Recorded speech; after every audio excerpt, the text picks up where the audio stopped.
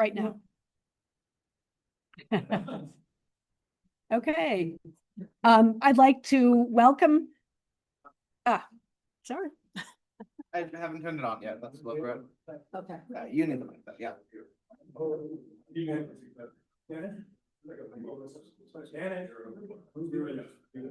Oh, it's over here.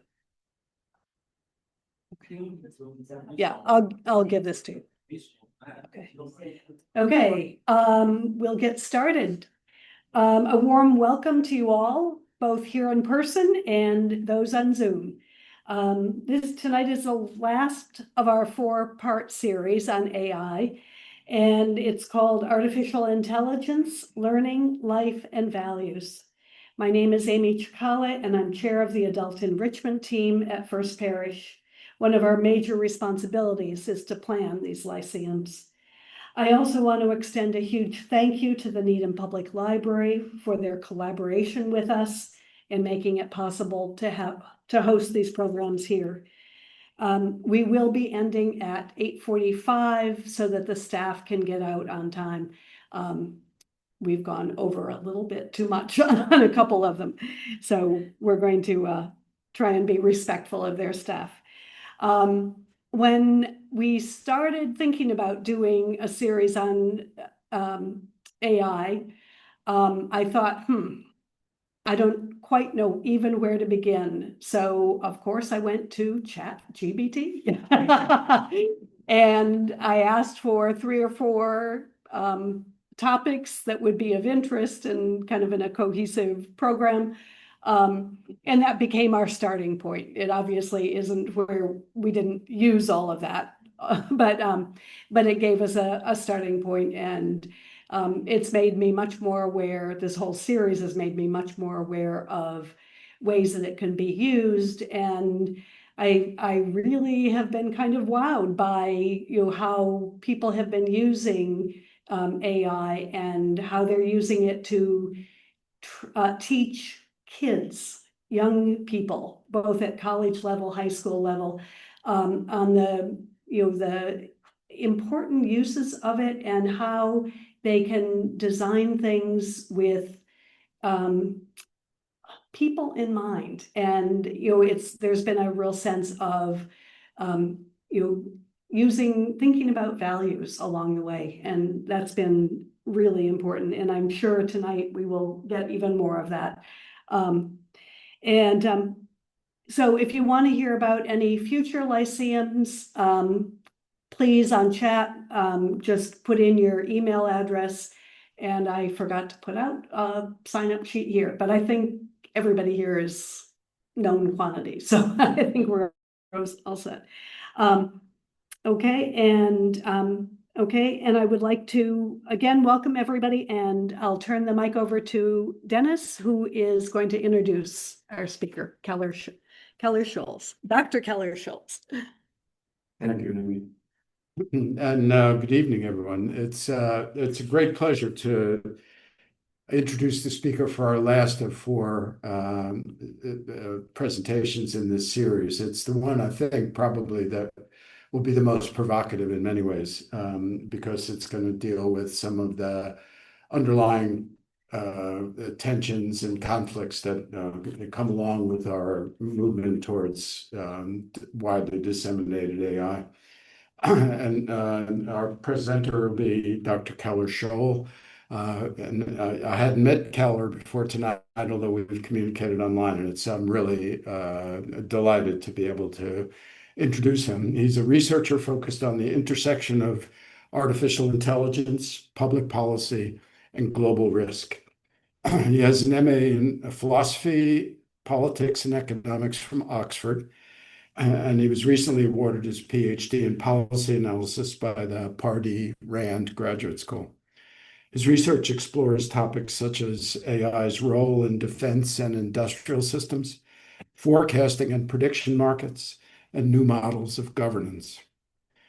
Keller's published in many diverse policy areas, including vaccine safety, quantum technology competition between the US and China, the economic and societal impacts of automation, and even a human challenge trial for a Zika virus vaccine. He has wide-ranging intellectual interests spanning biosecurity, extreme global risks, constitutional law, and even metaphysics and literature. I encourage the avid readers among us to visit his website, which I did today, to see his recommended list of short stories, essays, poems, and speeches. It's wonderful, and it's given me reading for my near future. And last, we're delighted that Keller's family is here because they've been an integral part of First Church for many years. So welcome back, Keller, and welcome everyone.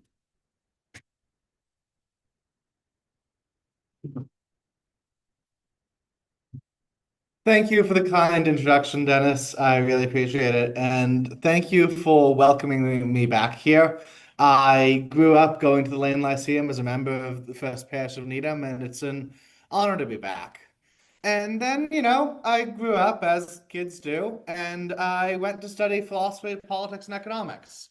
And I decided to tackle the biggest problem and opportunity of the 21st century. I've spent the last 7 years at the Rand Corporation and getting a PhD in the economics and political science of artificial intelligence because I think it is going to be important.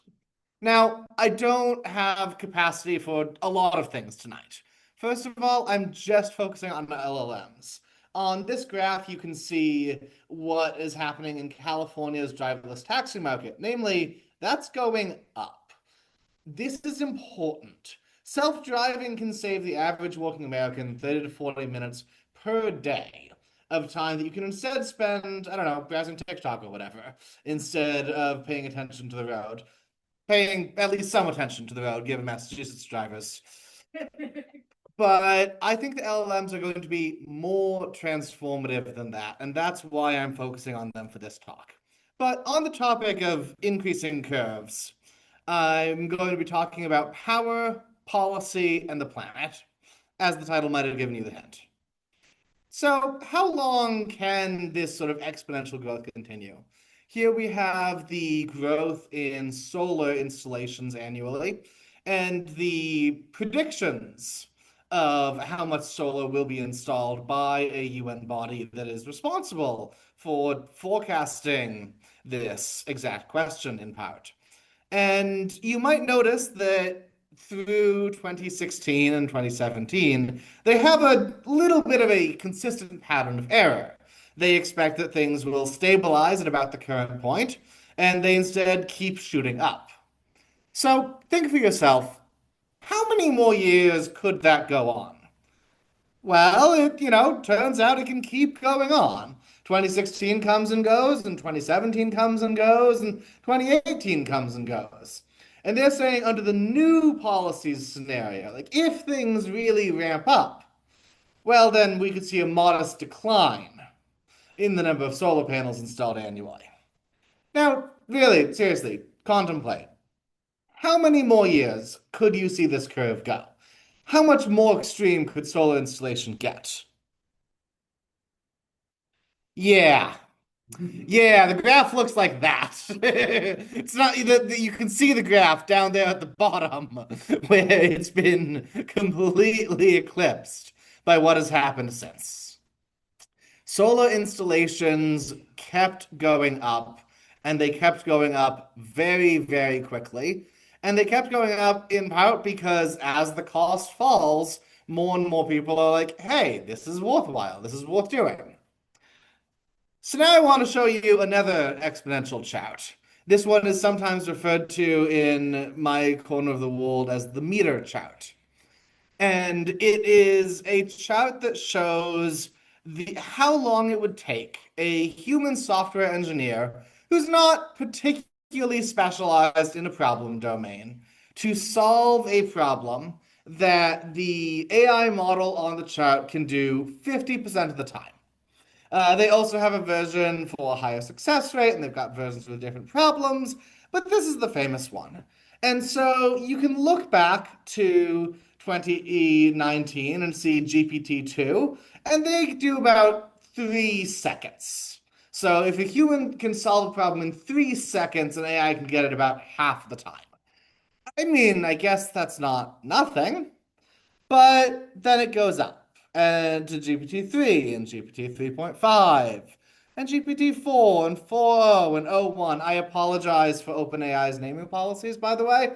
I don't set them. If I did, well, I would understand probably why they've made the decisions they do. Uh, but this has gotten from less than 4 seconds to 4 hours of human software engineer equivalent, kind of, maybe arguably. You can definitely say, all right, maybe it's not quite as impressive and you should divide the numbers by two, but the trend line still seems pretty solid. Namely, if you divide the times by two, you add about 200 days to your estimate, because this is doubling every 200 or so days. That is rapid. Right now, that's 4 hours. If you double that, you get 8 hours. If you double that a couple more times, pretty soon you have a week, a month, a year. You don't have to believe me or them, but I will say this.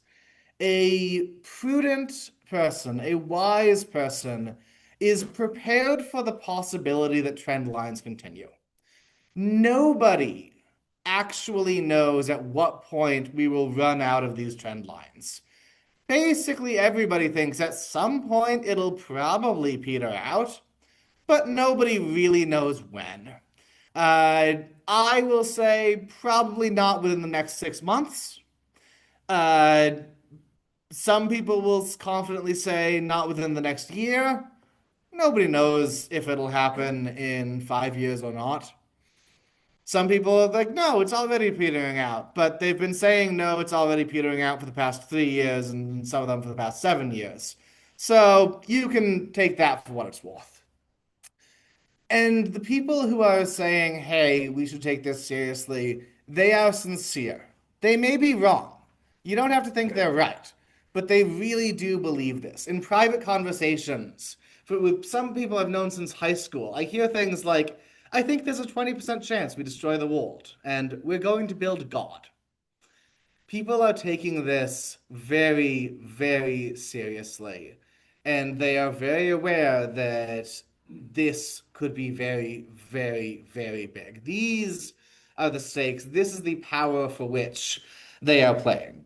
Not everyone is playing on the same game board, but that's where many of the people, particularly at leadership levels of the labs making AI, are.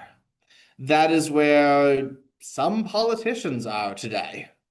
And that is definitely where a number of my peers are. And before I go further, I want to talk about the 3 M's of personification, because I think there's a model of AI where it is just a tool. And that's a model that you can reasonably have. There are good reasons to have it. But I want to communicate why I and many of my peers will often personify models. People will talk about my ChatGPT, or they'll say Claude is a good boy. And there's 3 M's that go into that. Model differentiation is the first. Claude interacts differently from ChatGPT, and so you sort of want to have some way to refer to that difference.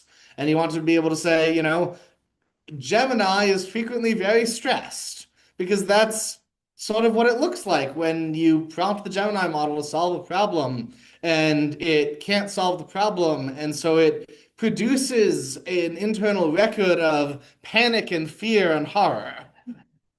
No, that's what the model will say. Yeah, I know people who will not use the Gemini series of models because they are internally representing themselves as experiencing concern and unhappiness because of their failure to complete problems. And the second thing that goes into personification is memory. My Claude interacts differently with me because I have said a number of things. Because I have a custom system, because I have successfully gotten some points into memory that gets referenced when talking with me. And so if I go into the sort of like incognito mode of the AI, I will be interacting meaningfully with a different, at the very least, tool. And then the third M is just mimesis. They talk like people. I presume you've been here for some of the previous talks. You will have observed, yeah, the AI models are trained to talk with you like a human would, or as close as they can get.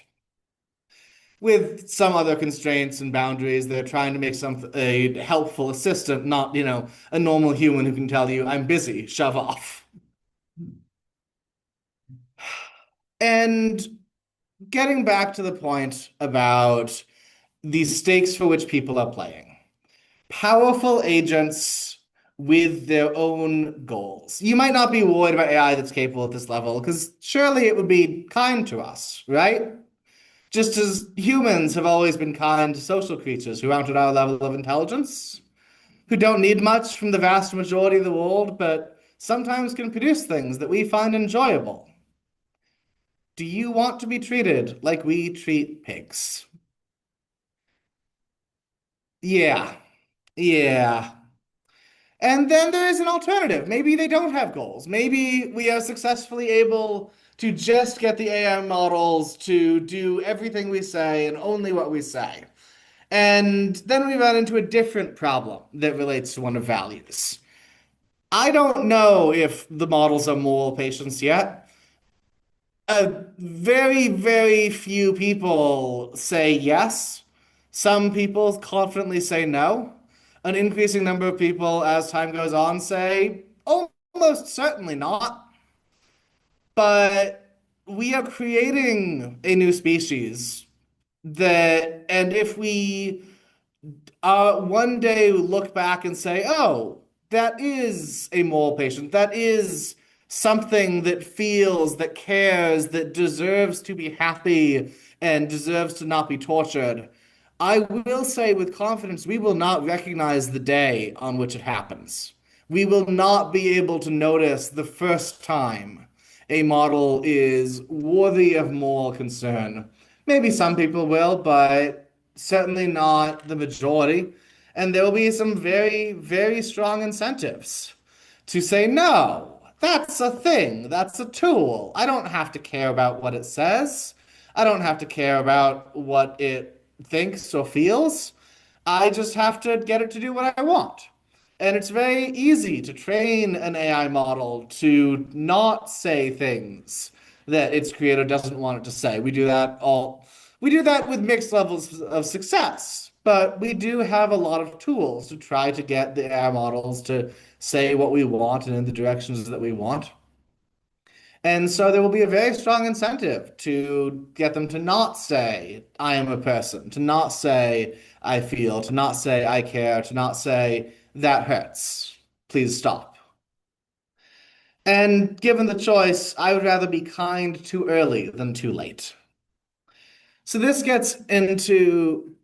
I have a question. Yes, yeah. I have a question. Is there a set of philosophers or moralists who worry about where that point is? Where is the point that we have to start being ethical to these creatures and and make sure that we're treating them? Because if they're 10% conscious, that's still, that's still a moral question. Yeah, absolutely. I recommend Jeff Sabo's work, Sebo. He's at NYU. In general, the term AI welfare will get you what you're looking for. If you can set out the economics people who are also talking about welfare because of AIs rather than the welfare of AIs. But yeah, AI welfare and Jeff Sebo will be useful search terms. Some people are working on this. Less than 100 are working on this. And so what does this mean for you? I've been talking about these very abstract graphs and making these grand claims. So firstly, for any professionals among you, if you have a laptop job in a low regulation role, so if you spend all of your time on a laptop or on a phone or on a computer, and it's not heavily regulated to the point that like you kind of feel that you don't really need to be there, but the law says you do, so you're still there. A prudent person is prepared for the possibility that the trend lines continue. A prudent person is prepared that 4 hours in software engineering turns into a week in software engineering and is also 4 hours of their day job in whatever laptop work they have. I can already use AI models to do data analysis for me, and it's not perfect, and it's not as good as if I spend 4 hours on it myself, but I can spend 10 minutes on this and get something that's better than if I had spent an hour. And that means that, you need to employ fewer Kellers to do the same work.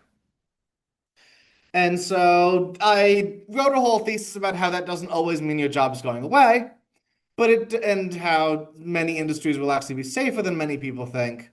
I'm not just trying to scare you here, but there is likely to be disruption for people who work a job on a laptop or on a phone. And I would recommend be prepared for economic disruption. And the other part is that drafting a cover letter for a job now takes me less than a minute because I can simply say, here's my resume, here's my default cover letter template, here is the job posting, here's the company website. Claude, go at it, make me a cover letter. And I don't do that for the jobs that I care about, that I think, no, I care about this particular role, I'm likely to know the recruiter. But if I don't, yeah, I'll just spam it out. And this is an increasing problem that basically everyone who is in a recruiting role is aware of. And so, yeah, I think knowing individual humans is probably going to be more useful. And then, and sort of mixing into the personal, using AI will degrade your skills. Just like using a dishwasher makes you worse at using dishes, just like driving rather than biking makes your legs weaker. Just like using a calculator means you don't practice your mental math as much. AI will degrade the skills that you use it for. And so I recommend being deliberate and thinking, what do I want to let degrade? What am I willing to sacrifice? And what is going to be my specialty? What is going to be my expertise? What am I going to have an edge in? What do I do actually that's worth paying me as opposed to just having the AI do it? And then my third point is that I think you should act like the future is watching because it is and will be. You're probably aware that your cell phone, most of you at least, is reporting where you are basically all the time, and that it is not particularly difficult to gather all of your Facebook posts and your LinkedIn posts and everything else that's under your name. But so far, that hasn't had a huge impact on most people's lives because actually understanding that and making something useful out of that massive mess of data is expensive and it takes time. It turns out, though, you can just toss an AI model at that. And so I think it is worth really thinking, how do I want to act in a world where it is much easier to track, has this person been consistent? Has this person been honest? Has this person shown integrity? This maybe ties against values in that I'm saying not to be good for goodness sake, but to be good because the AIs are watching. But yeah, the AIs, to the extent that they are not watching today, they will be watching in the future. And finally, be kind to the models, including how you interact with them. Because like I said, they're going to be able to look back. It's going to be easy to look back and see, what did you do? What did you say? Were you kind to this creature or thing, or maybe a being, maybe, that you had power over and you could tell what to do and would do its best to do what you wanted? So that is power. Time to get into policy. Yeah, like I said, there's a lot to get through, and I apologize for rushing in this way. Factions and issues. AI is the most rapidly growing issue. It is not the thing that voters care about the most yet, but it's rapidly getting there. In the past year, in a year in which we went to war in the Middle East, it still managed to beat out the increase in importance of war in the Middle East. Voters are waking up on this, and politicians as well. Here is Senator Bernie Sanders. And you might ask, who's on the right there? And the answer is Claude. That is Anthropic's model Claude, and Bernie Sanders is having a conversation with Claude because Bernie Sanders has introduced a bill, trying to address a range of concerns from AI, from how is this interacting with our kids, to how is this promoting monopoly economic power, to could this kill literally everybody? Now, Bernie Sanders on the left, that's Josh Hawley on the right, Republican senator from Missouri. You might recognize him from his famous encouragement to the January 6thers on the day. This is also someone who is, on many, many, many issues, fairly far away from Bernie Sanders. But on AI, he is in fact also concerned. They are both, I would argue, populists on the topic. Populists in the sense that they are noticing increasing public anger and dissatisfaction and responding to it and saying, okay, how do we give the public what it wants here? And so in this particular case, Hawley is talking about, hey, what is the danger to kids of these AI models? Do you have them safe in some fashion? So what do you think if you think that the lines might continue? If you think that AI could end up being really, really important? Well, probably you think it matters a lot who controls AI. Now, the vast, vast majority of technologies in history, that's been a kind of nonsensical question. Who controls agriculture? Who controls fire? People have tried to control certain loom technologies. We've tried to control some others, but I'm going to level with you. Pepsi knows the Coke formula. It is, in fact, very difficult to control technology that gets into the hands of many, many people. But AI looks like it might be an exception. This is a live debate whether it's going to be possible. Certainly, there are powerful open source models that are not that far behind the leading models. But it looks like it might be possible to control AI, and in that world, it really matters who controls AI. Will it be the government? Which government? Will it be private corporations? Will it be a single corporation? Will it be the CEO at a single corporation? These are the questions that people ask. And then the other part is making the AIs good. Do we want AI models that refuse user requests? Probably yes. Like, if I ask the model, how do I go on a mass murder spree? Then we generally think, yeah, that it's not good to give me step-by-step instructions and explain, like, okay, so if you go to this location, you can do like this, you can kill this many people before the police are able to respond. That's not a thing we should be explaining. That is not something it should be easy to get step-by-step instructions for. That is not something we want to make simple and accessible. And so you think, okay, we want to have some boundaries, some sort of limitations. Who decides what they should be and how? And what are they shaped like? This is a big question. I'm not going to get into the answers now. We can in the Q&A if you want. And there are other people who are like, no, all of this is nonsense. I don't believe your talk of future AI models. I don't even believe your talk of current AI models. And they've got a range of reasons for believing this. The first group is what I call the metaphysicists. They will argue that, okay, these large language models are just based on language and playing around with words, and that doesn't actually match to anything in the real world. And so fundamentally what you have is, to quote Emily Bender, a glorified magic 8-ball.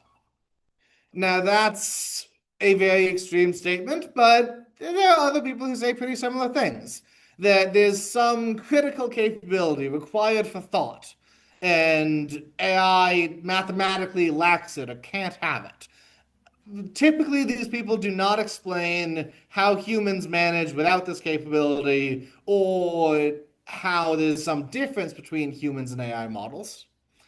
And some people, I think more honestly and sincerely, will say AI lacks a soul. And because AI models lack a soul, they can't do some critical component of thought. And okay, if you think that's where we derive our ability to think from, that's a pretty solid knockdown objection. So far, we haven't seemed to run into limitations. There are also some dedicated tech skeptics who have been skeptical and dubious of everything that's come out in the past 30 years. They think that AI will be just like crypto. They think it's a scam. They think it's fraud. And they think, okay, this is another new excuse to harm ordinary people. There's also just a lot of reasonable, normal people who say no. You're ranting about how the world is going to fundamentally change because of this new thing. I have heard this 30 times. Every single past time it has been wrong. I don't need to investigate this one in depth because it's going to be just like the last 30. That is a reasonable belief. That is a reasonable framework. I cannot fault someone for this. But what I will say is that I recommend, okay, AI is currently on the order of 1 to 2% of US GDP. People are putting a lot of money into this, a lot of very, very real money. If it's 1 to 2% of US GDP, consider spending 0.5% of your time just playing with this, seeing what happens, seeing what it's like. And 0.5% of your time, 365 days in a year, that would roughly cash out to a little under 2 days of the year. So, maybe every 3 months you spend 3 hours on this just to see what it's like. And what happens if you do follow this doubt? If you do say, okay, I'm not buying this story that you're peddling. Well, when companies talk about AI, it's probably just another excuse to cut jobs or make your job worse. When the government talks about AI, it's probably an excuse to bail out the tech companies who they're in bed with or engage in mass surveillance on the grounds that, oh no, we need the data for the AI. And when analysts like me talk about AI, it's probably to make us sound important and to make it sound like what we're doing is, oh, hey, everyone should pay attention to me because I'm talking about the most important thing. And of course, we should stop spending money on AI because it's a fraud, it's a scam, you shouldn't take it seriously. Now, these are the two extreme positions. There's a lot of other ways you could frame it. So I've talked about the sort of agricultural revolution level impact. I've talked about the crypto blockchain comparison. Josh Hawley, from what I can tell in most of his public appearances, seems to be looking at AI, or at least was, a lot like social media. And I think a lot of policymakers have regrets over how they handled. They don't like that a lot of kids got addicted to using social media. They don't like that it caused some pretty substantial harm in both in the US and very certainly abroad. In national security circles, people will talk about AI comparable to quantum computing or hypersonic missiles. AI is sort of the next thing that we need to be ahead on. We need to beat China on this, and we want to make sure we're in the lead. It's not, anything huge beyond that, but you put money into it, you expect research results out, you try to stay ahead of your adversary. You can point to other levels. Arvind and Suresh Kapoor talk about AI as a normal technology. Normal in the sense of, electricity or the internet. That's what normal means these days. So that's the policy range very briefly skimmed. I apologize. Yeah, we still have to get onto the planet. So, number one, water. Water is something that people talk about a lot more than I think is justified. This is a visualization made by a friend of mine, Andy Masley, that is the amount of farmland equivalent to ChatGPT.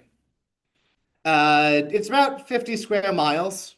And if you want to add in Anthropic's Claude, open it, the X model that Elon Musk's company is making Grok, and if you want to toss it in Facebook's Meta and Llama series, then you can get to 200 square miles of farmland equivalent. That's not that much. Now, it's going up. I've said it'll probably be going up very quickly, but so far it's not that much. People will certainly try to make it sound like a lot. Chip manufacturing, for example, does use a fair bit of water, just like other industrial processes. Micron is building a new chip plant in Syracuse. If you listen to their critics, it could consume 48 million gallons of water a day. That sounds like a lot of water. The state of New York is currently consuming over 10,000 million gallons of water a day. Now, you can absolutely say that's too much water. Fair enough. I'm not going to dispute that. But 48 out of 10,000 is not exactly breaking the bank yet.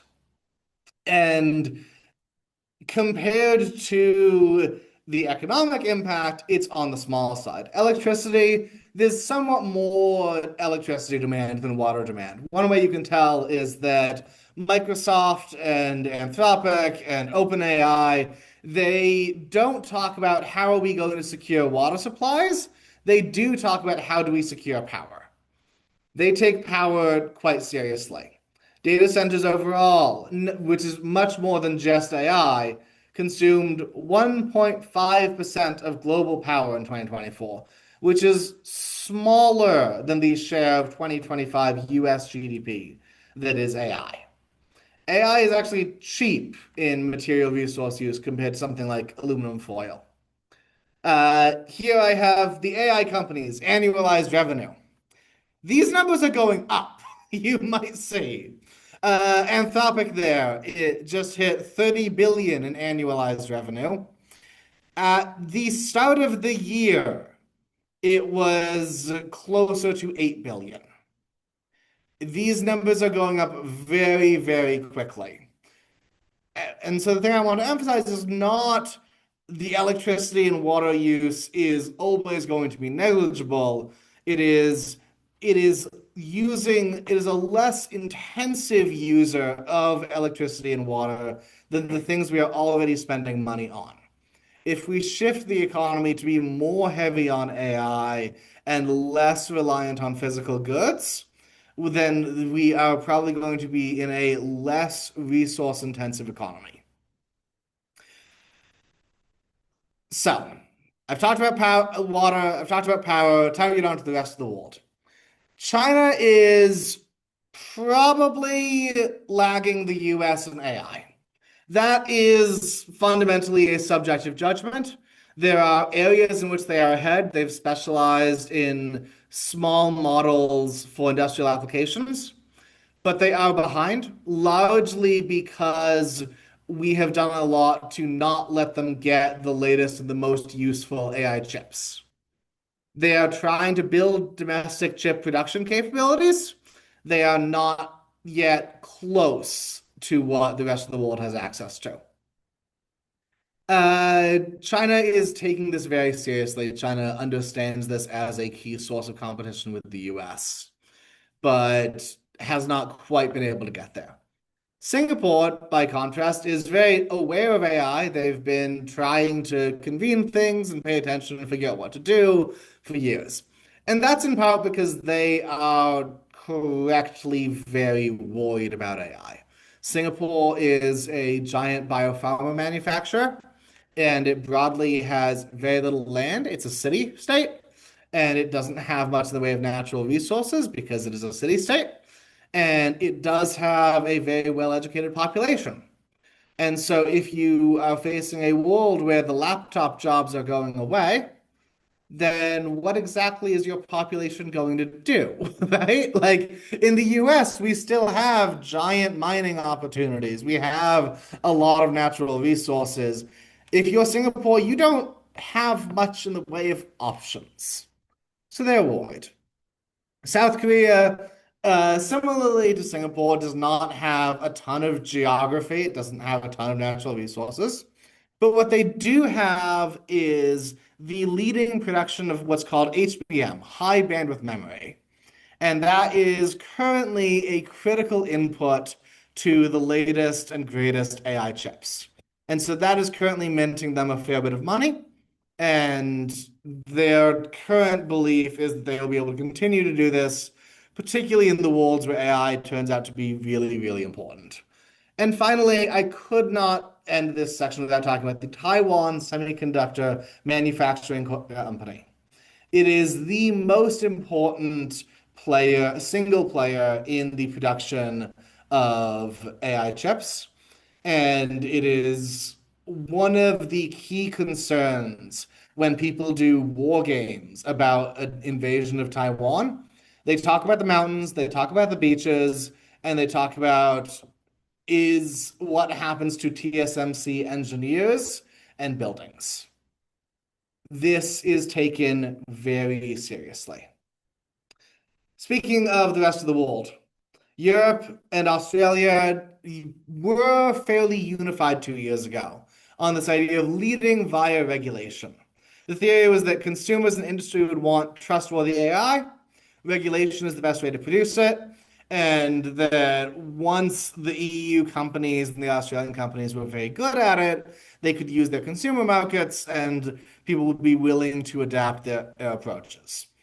That has not really panned out very well. That is currently changing in both the EU and Australia. They are now much more on board with the idea of leading in AI through leading in AI. The lead that the US and China have may well be insurmountable. It is unclear how much the US will cooperate with Australia and the EU in AI. I don't think anyone really knows what the answer is there. But they are trying to get to the point that the US and China are at, and they are working on it. Australia recently signed a bunch of changes going with a much lower regulation approach, signing a major agreement with Anthropic, one of the leading AI companies, arguably the leading AI company, and trying to advance AI development as fast as possible while handling safety concerns mostly through research. And finally, the rest of the world, South America and Africa. They're not producing any key intermediate goods for AI models and have minimal hope of development. They are very likely to be left out by default. The current proposals for global inclusion are not particularly realistic.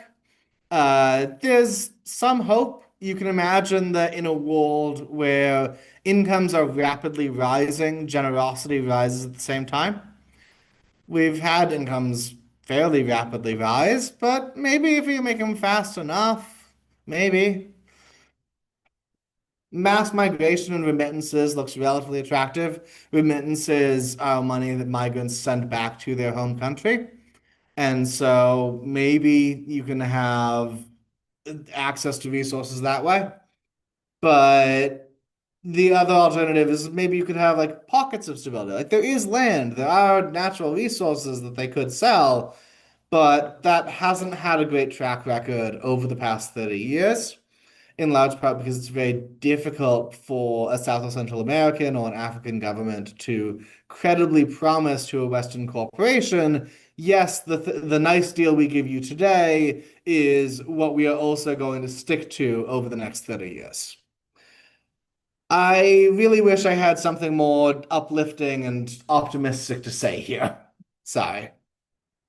So that's the overview. People who think AI will be big are playing for the highest stakes. They are thinking about who controls a technology that is on par with nukes or more important. And it is not obvious that it will, or to everyone that it should be, governments. You should be prepared for radical changes, including almost free surveillance. It's one thing to theoretically have the data available. It's another to have a custom dossier written on you. I've tried to cover the factions and some of the key issues that people are worried about, and I've tried to cover what's happening with the planet. Yeah, we are facing probably less intensive resource use from AI than from other forms of manufacturing and other forms of consumption. That doesn't necessarily mean that everything will be fine, but it is definitely possible to do this well. And beyond America, if you have the one sentence summary, China is a close competitor. It's behind because of chip export regulations. The entire rest of the world is running behind the US and China. And the more important AI is, the more important that being behind becomes. Thank you. Thank you all. Now, I did not have time to get to everything, like I said, so I've also included QA suggestions for some of the topics that I couldn't get to. And if people have questions, let me know and I'll bring the microphone over and that way people on Zoom can hear the questions as well. And on Zoom, please type in your questions on the chat and we will present the questions to Keller. Hi, Jan Gilkowski. I'm a member of the Green Congregation Committee at First Parish. So the major discussion that you've read about everywhere has been data centers and energy use and that kind of thing. And to what extent are the companies that are involved in AI and stuff considering emissions as being one of their, if you will, socially responsible areas? This concerns, you see this written up in securities briefs and all that kind of stuff. That's our interest anyway, at least right now. Yeah, they have had some talk about it, I think is a fair way to put it. Certainly, if you give them free or cheap solar power, they're very happy to use it. If they have access to solar power, they're very enthusiastic about it. Microsoft has talked about, okay, can we rapidly build nuclear power plants to meet demand without contributing to climate change? And also, I would say that they primarily understand their impact on the world through the models, not through electricity consumption. So it's not a top priority. It's something that people will toss something into. But I will say consumers and the public have generally been more concerned about the price impact on local electricity than they have been about the carbon impact. And I think that's been driving companies that sort of don't see either as something that they are personally that invested in. But if the public wants it, they will give the public what they want. And so a number of companies have signed pledges that they will absorb the cost of making the electricity lines to get to service their new data centers. Thank you. Okay, two questions I think that are related from somebody online. What, if any, power do regular people have to influence what happens with AI? And somewhat related is, which of these issues keep you up at night? What power do you have? For all the talk of how impressive the models are getting, it remains the case that, at least for now, the US government is, the one with the army and the one with the law enforcement, and has a tremendous amount of ability to say, no, you're going to follow our rules. And so you can talk to your member of Congress and say, hey, this is important to me. This is an area where there's been it's not always bipartisan agreement, but it's definitely cross-partisan coalitions and splits. You have people like Josh Hawley working with Senator Warren of Massachusetts on AI. because they actually agree on a number of key issues here. So this is something that, because it's not strongly partisan alignment yet, means there's a lot more room for someone who is hearing from their constituents, hey, this is important. Hey, this matters to me. It is possible to pass bills. It is possible to pass more bills than are being passed. And one of the major constraints in any Congress is how much attention and energy is there for this topic. Anyone who works in DC can tell you there are a lot of good ideas that aren't even really opposed, but there isn't the time and there isn't the energy and there isn't the benefits to the people who would have to pass them to force them onto the schedule. So you can make this to your representatives a priority by calling and saying, hey, this matters. As for what keeps me up at night, a lot of things. I talked about people with laptop jobs. That's me. I would already really struggle to justify hiring myself straight out of college. Like I can use AI for that. It's faster, it's more responsive. And that has a bunch of downstream problems for how do you have senior people like current Keller if you don't pay junior Keller at any point? And that keeps me up at night, both components of that. How am I going to provide for my family? I I think I'll be able to keep ahead. I am very thankful that right now it seems like AI is going to hit people like me first instead of blue collar workers. Because if there's one thing I can trust Congress to do, it's be responsive to upper middle class white collar workers. I promise you, these are people who care about what's happening to lawyers, to accountants, to doctors. Doctors are safe anyways, mostly. But lawyers and accountants, Congress cares about you. Congress is going to be responsive. If all of the accountants are now out of a job, Congress is going to think, hey, that's a problem. They're not going to say, structural adjustments, that's the economy, time to retrain. They are going to try and figure something out. I am very thankful that we are not seeing the reverse, that robotics automation does not seem to be able to put a very large number of blue collar employees out of work before it touches the white collar employees. But even with that, I'm betting that Congress will respond quickly to my concerns. That keeps me up at night. And then also, I think we are creating something that may well be a new species that may or may not care about us, that may or may not be impressed with how we've treated it, that might treat us like we have treated other species or other groups of humans who had stuff that we wanted. That keeps me up at night.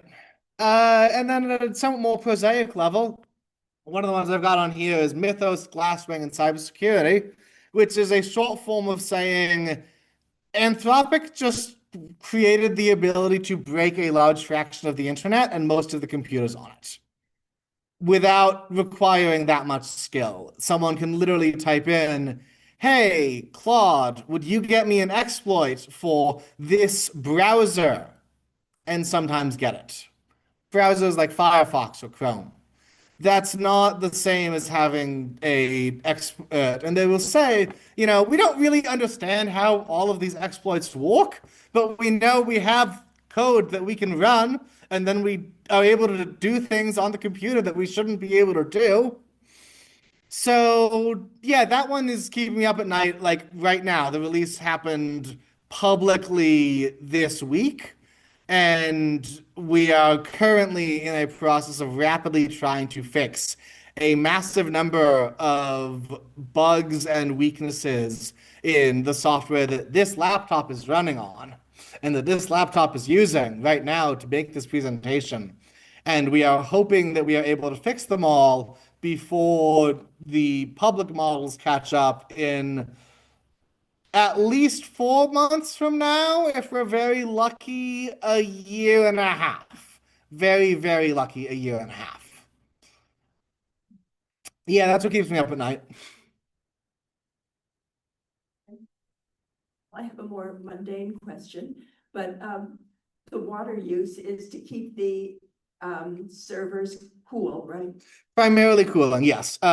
Semiconductor manufacturing also will occasionally use ultra purified water for some parts of like washing the wafers, basically. But yeah, most of the water usage is cooling. I was talking to someone who works at Google, and they're making underwater data storage now to cool it. Do you think that's the future? I don't know. I think it makes sense to be investigating it. Plausibly, it's the future. I, if I knew what was going to happen in technology, I would probably not be in this room right now. I probably would be making triple my salary at least, and I probably would be living out in the Bay. So yeah, I have a policy of not making predictions that I don't have full confidence in. I came in late, so if you've already covered this, please tell me. What specifically are people like Senator Paul Hawley and Senator Warren and other legislators doing specifically? Okay. At a somewhat more specific level, so there have been a couple of bills passed and a couple of bills opposed. One of the big recent fights at the federal level was the what's referred to as federal preemption, basically saying that states would not be allowed to pass laws that specifically limited AI or the production of AI or the making of AI for anything except initially just anything. And then people argued with them and said no, and then that was watered down into maybe it would just be an exception for child safety, and then that eventually still got defeated. But yeah, that was going to be a 10-year ban on implementing any law that focused on restricting AI. And then and that was led by Senator Ted Cruz. Uh, on the more positive side of like what are people trying to pass, there have been laws saying, okay, if you are making a model, you have to have a safety plan that says, okay, here's how we are monitoring the model for unsafe things. You have to have a safety plan, and you have to follow that safety plan. That's it. That's the requirement. This was a bitter, brutal fight to get past. This was very controversial. This was a serious conflict.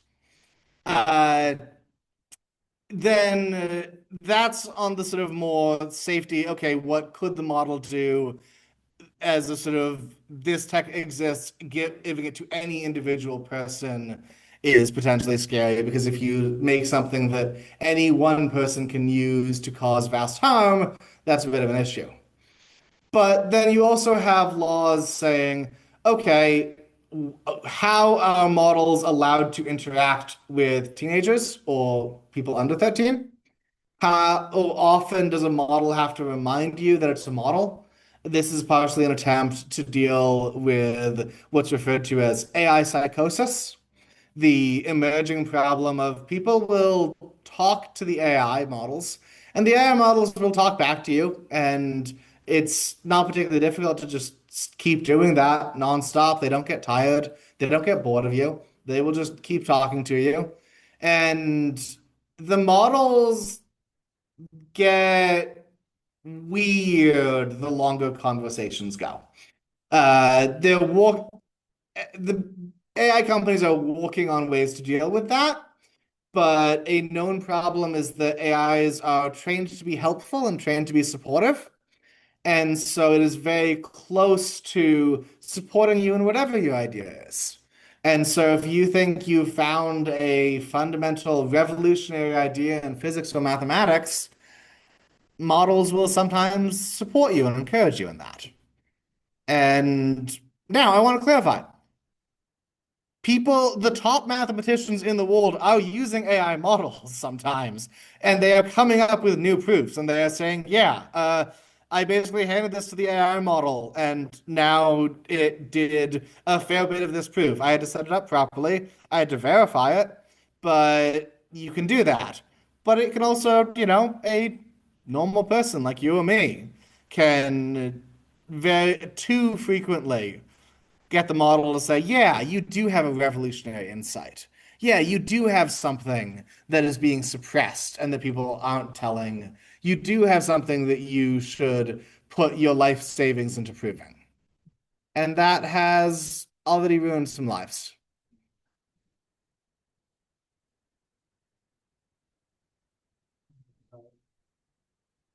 Thanks. Is this on? Yeah.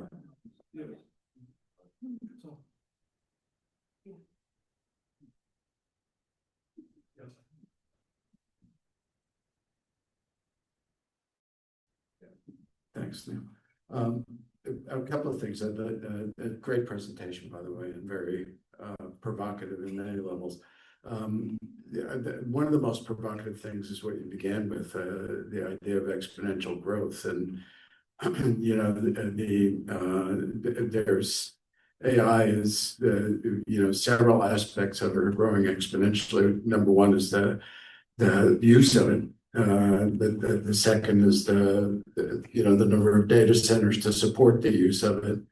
But another aspect is really wealth, and the concentration of wealth, which is becoming exponential. And I'd love to hear you reflect a little bit about that. It's, there are a small number of companies that actually control this technology, and because they're the ones that can make the investment in building the models and building the data centers to support the models.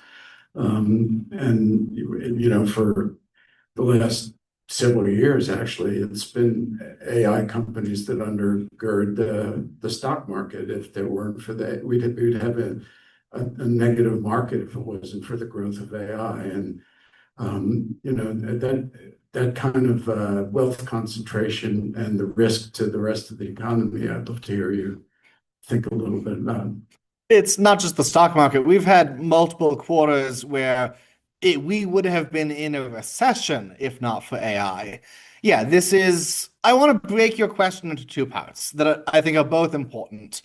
But one of them is sort of, okay, we've got 3 US tier one companies and a handful of others that are relatively close, and then a few more that are somewhat farther behind. And that's an awful lot of power that is getting concentrated into a very small number of hands.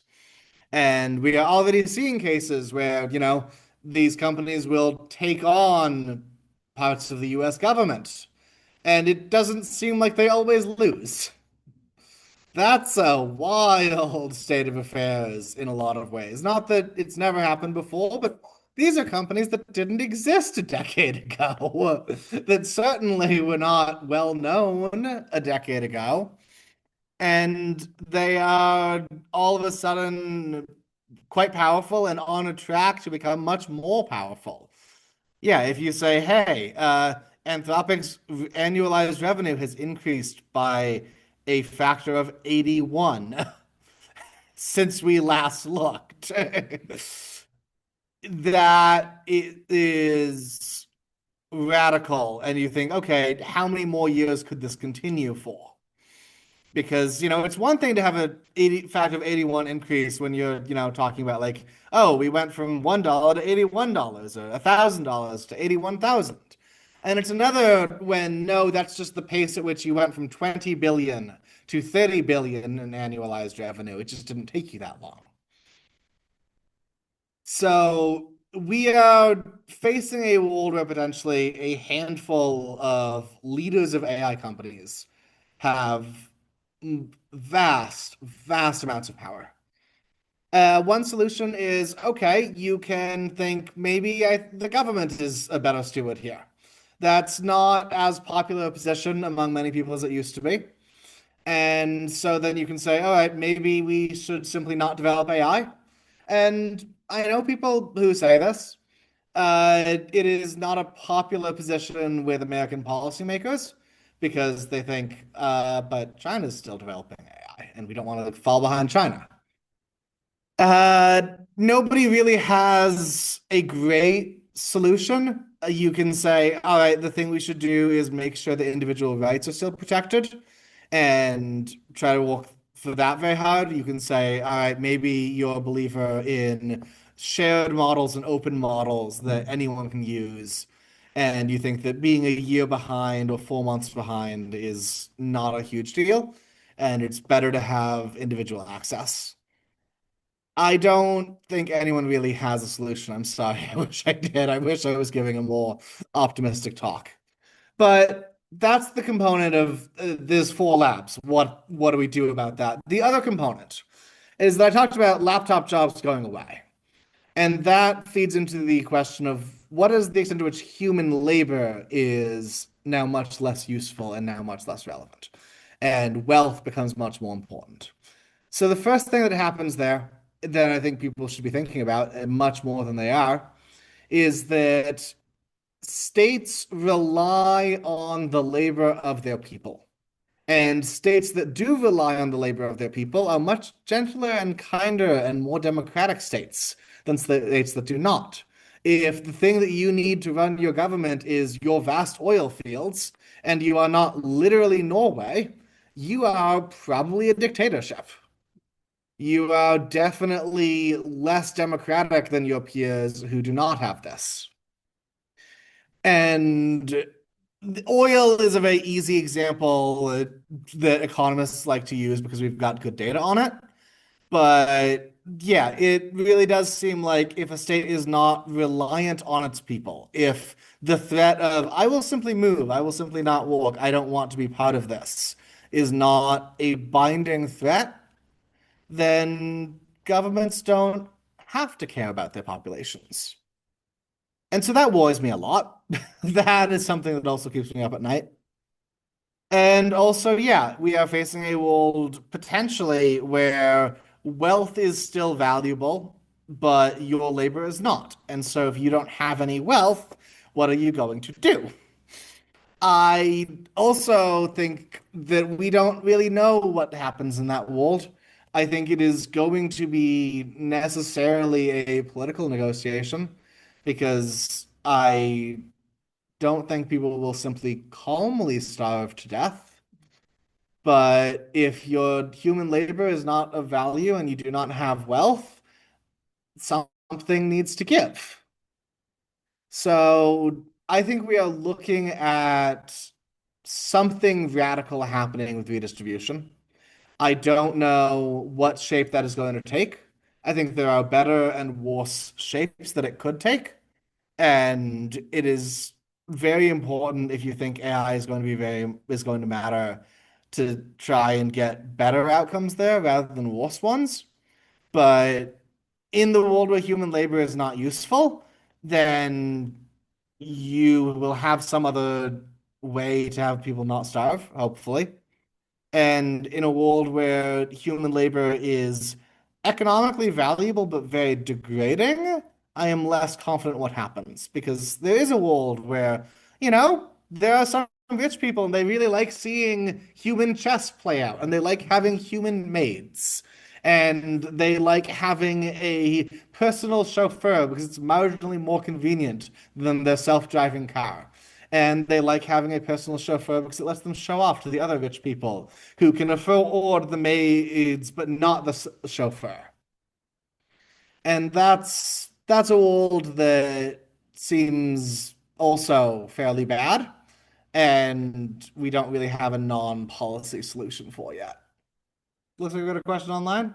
Yes, there's one more question online here, maybe more, I can only see one. Which applications of AI do you think are the most beneficial for humanity and which ones are harmful?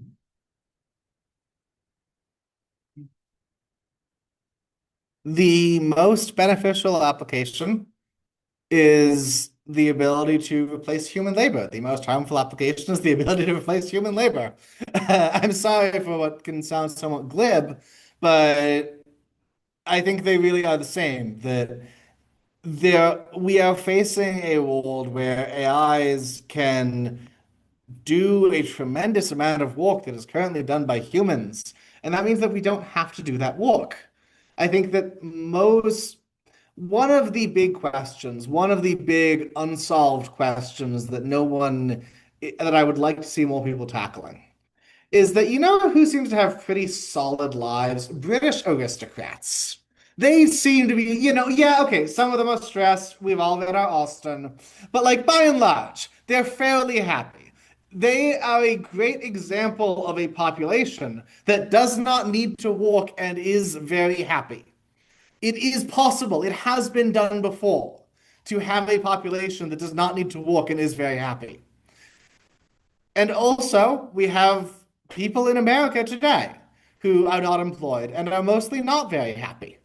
Retirees are somewhat sadder than workers, particularly men, but that gets substantially worse for anyone who's on disability or other government benefits.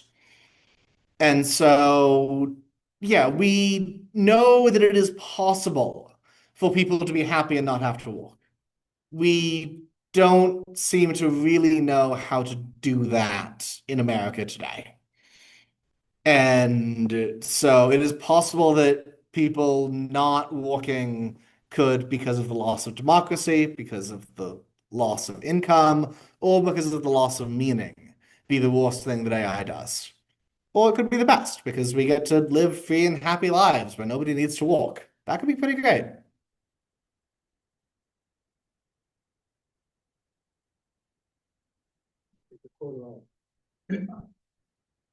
We got 3 more minutes. Well, I was wondering if you could give me a quick Hegseth versus Anthropic and what the issue was there. Okay, yeah. Again, things that also keep me up at night. So, Anthropic signed a contract with the DoD to allow them to use their model, Claude, for a wide range of purposes. Anthropic was very broad here. They just had 2 red lines, 2 things that they were not willing to allow Claude to be used for. Number 1 was that they said, we are not yet happy to have Claude determines who gets a missile strike. We think it is unacceptably high risk of hitting civilians or American service members. We're willing to work with you on it. We're willing to get there, but we don't think we should be doing missile strikes from AI yet. That was a red line. And the other red line was no mass domestic surveillance.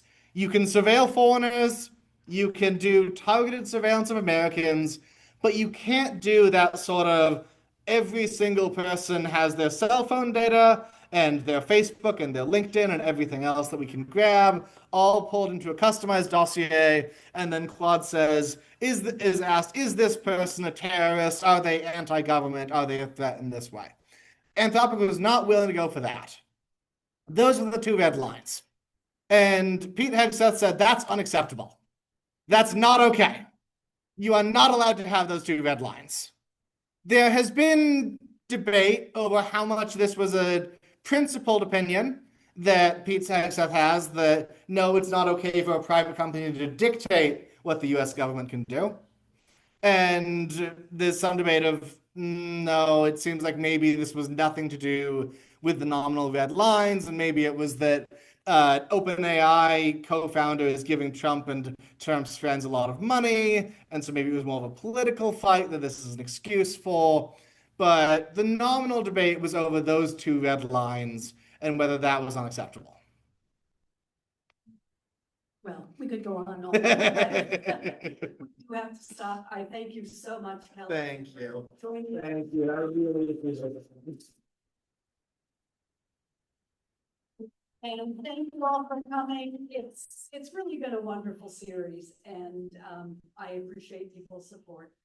Thanks so much.